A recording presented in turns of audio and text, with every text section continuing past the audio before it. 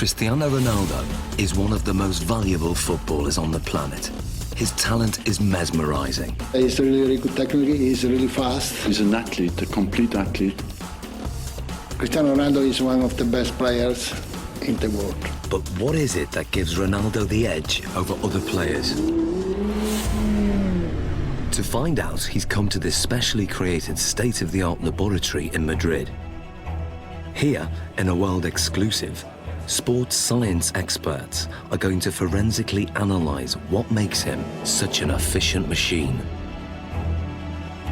Ronaldo will submit to an array of tests, each one designed to investigate a different strength in his game. It's amazing to see how my body works, so it's a fun day. The results are revealing and often surprising as Cristiano Ronaldo is tested to the limit.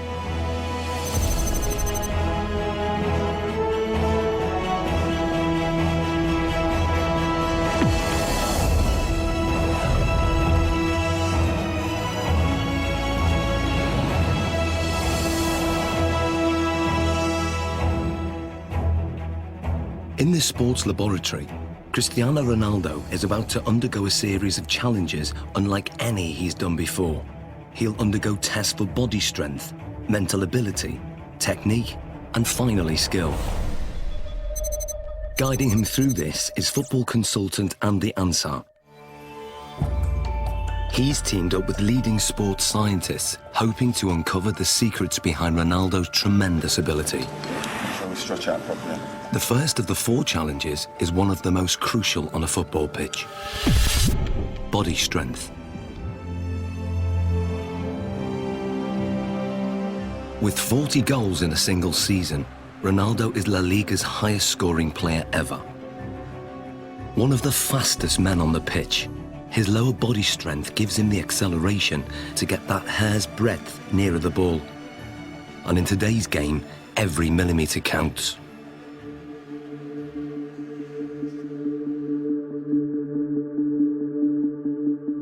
To test Ronaldo's sprinting ability, Andy has developed a 2-part challenge. First, a straight sprint over 25 metres. Then, a 25-metre zigzag sprint, designed to measure speed and agility. To draw a comparison, Ronaldo is going to race against professional sprinter Angel David Rodriguez. Rodriguez is the Spanish champion over 100 metres, but how will he compare with Ronaldo over 25 metres? Infrared beam timing gates will give split-second results. And in charge of the test is biomechanics expert Neil Smith. We want to see the different muscles and the different components that are used in order to find out who's quicker, a sprinter or a footballer. Rodriguez is going to go first. Take your marks. Set.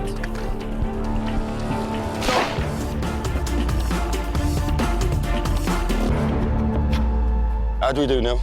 Angel hit 3.31 seconds there, Andy. Angel quality, different class. It's fast. What do you think Ronaldo will do? Maybe the same, strong, accelerated. You sure? Yeah, I know. Slow-motion replays reveal that Rodriguez makes a strong, explosive start, reaching top speed in under half the distance.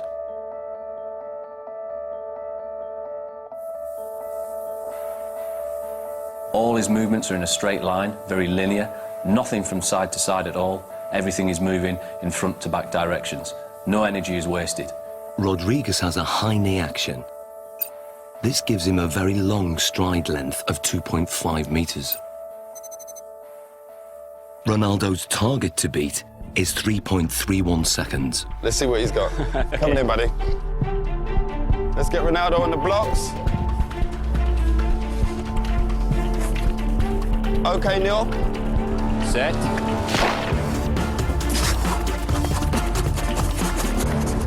Angel, come and join us. What was Ronaldo's time? He's done well, Andy. He's got 3.61 seconds. And what was Angel's time? Angel clocked in at 3.31. So that's 0.3 seconds. 0.3 difference. Absolutely quality. Different class. Considering Angel's Congratulations. classy sprinter, that's not bad at all. So Ronaldo narrowly lost the straight sprint. On closer analysis, the reasons why are clear. From a sprinter's point of view, Cristiano Ronaldo's technique isn't the best, but then Cristiano Ronaldo's not a sprinter. He's very quick off the mark, but his style is quite different. He has to still think about the sprinting. That's where his head goes back, and if you go like this with your arms, the chances are behind you, your legs will be doing that also. And that means lower knee height. Because of his usual increase in speed and decrease in speed during a game of soccer, his stride length is quite short and quite sharp, quite staccato, and only covers 1.7 metres per stride. In a 90-minute match, Ronaldo will usually cover over 10 kilometres, but very little of that is in straight-line sprints. In football, the ability to abruptly change direction is vital, so the zigzag course is designed to replicate what happens in a game. How well do you think you'll do on the zigzag? Me? Yeah. He kicks me. Let's go and do our thing. Come on, guys, let's give it a go.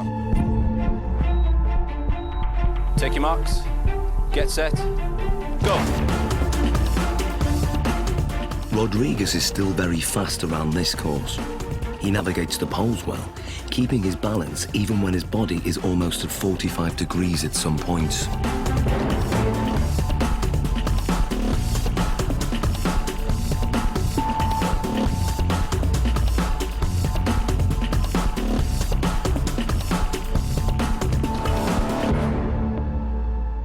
Rodriguez completes the zigzag course in 6.86 seconds. So Ronaldo, 6.86 to beat. What do you think? Well, because this is my type of work, I use more this in the game than run in straight line. So this is more my profile, my style. Perfect. Let's get him set. Okay, good man. Take your marks. Get set. Go. Ronaldo's style again has very little in common with the sprinters.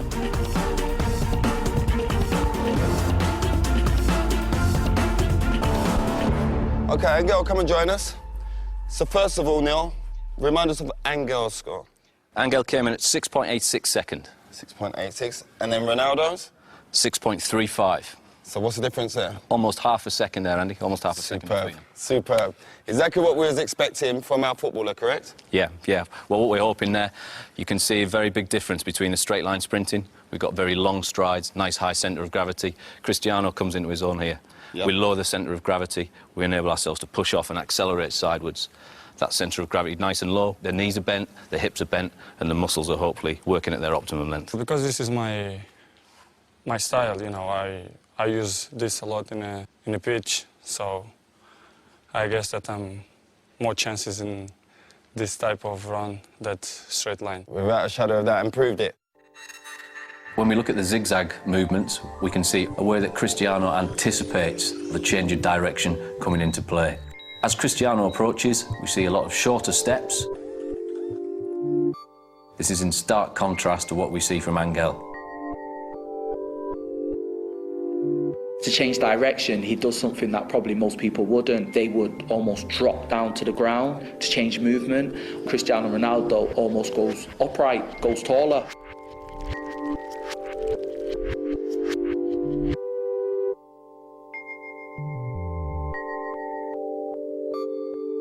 Oh, look, he jumps into it with 2 feet this turn. Here we go. Yeah. There we go, there.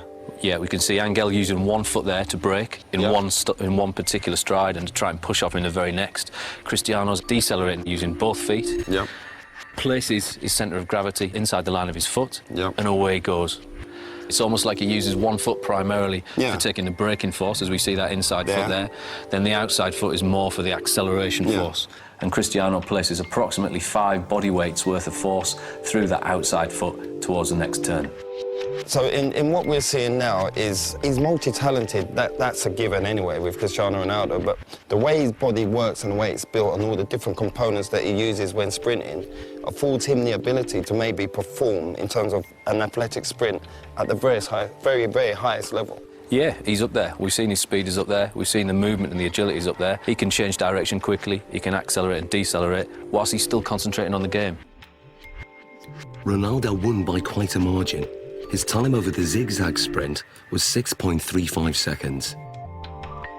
Clearly, his ability to corner at speed gives him an advantage. And fundamental to this is muscle strength. So before the next test, Ronaldo's muscles are going to be measured to see if there's anything unusual. Okay, Ronaldo, this is Luis. Hi. So we want to look at your body. We want to check everything out. What makes Ronaldo special? Okay? Okay. This is a state-of-the-art precision 3D body scanner. It uses a laser beam to create a visual profile of the exterior body shape and gives us exact measurements like height, 185.1 centimeters, chest, 109. Ronaldo has extremely lean, well-defined musculature. He has 3% less body fat than a supermodel. His thigh circumference is 61.7 centimeters, which is well above average. But his calf muscles are less developed, and the scan exposes a fact about their size that surprises Ronaldo. Más la izquierda. El izquierdo, sí, sí. Eso es lo que pediste esto. Having uneven calf muscles hasn't held Ronaldo back. In fact, his body dimensions are part of the secret to his success. He has the long legs of a sprinter, the lean physique of a middle-distance runner, and the powerful thighs of a high jumper. What sets him apart is that he has all those attributes in one body. Like tuning an engine for high performance, Ronaldo has tuned up his body strength significantly over recent years. He's increased his win rate in the air from 40% to over 66%. He can now fly higher than many of his opponents. So next, Ronaldo's explosive jumping ability is going to be tested. Here we are. Okay, Ronaldo, this is the high jump. Now explain to us how this works. What we're going to get you to do is a test of lower body power. The higher you jump, the more powerful your legs are going to be. So we're going to place you on the mat. We're going to instruct you to jump as high as possible, give it your maximal effort, and try and land back on the mat again. This mat is actually a very sensitive pressure sensor that measures takeoff force. And the key thing is having his hands on his hips, correct? We're going to try not to use the arms as an extra counterbalance. So that's why we do this, so that he can't use his arms as elevation. So It's we're just trying about to the legs. Concentrate just on explosive Okay. leg power. Okay. 3, 2, 1.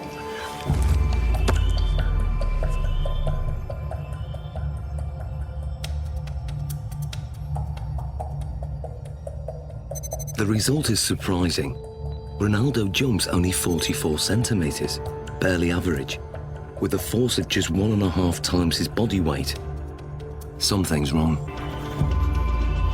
So now, this is the thing, you don't jump like that in the game. Yeah. We have to make it relevant to football. Of course, if you jump with free hands, Yeah. it's better. You jump Yeah, more than here, you're quite limited. So can you also register that? If I get Ronaldo to jump, if he comes in and jumps up off one foot and lands. We'll get the impact of the pressure as he hits the pressure plate. Let's try that. Let's try that. 3, 2, 1, go. Now the results are very different. Ronaldo's body strength enables him to jump 78 centimeters, which is higher than the average NBA basketball player can jump. His takeoff force is almost 5 times his body weight, or 5 Gs, the same as an astronaut goes through at takeoff. But what's more intriguing is what he does in the air. When he jumps high, he tucks his knees and his legs up behind under his buttocks. This has the effect of raising the centre of gravity temporarily, but enables him to give this impression of hanging in the air, ready for him heading the ball into the goal. Excellent. Good, good, good. Awesome, Ronaldo. Let's move on to our next test. Very hard, because you have to give 100% everything that you involve. Ronaldo's muscle distribution and raw body strength contribute significantly to his ability. But the next set of tests will reveal how important his mental ability is to his game, and the results are truly stunning.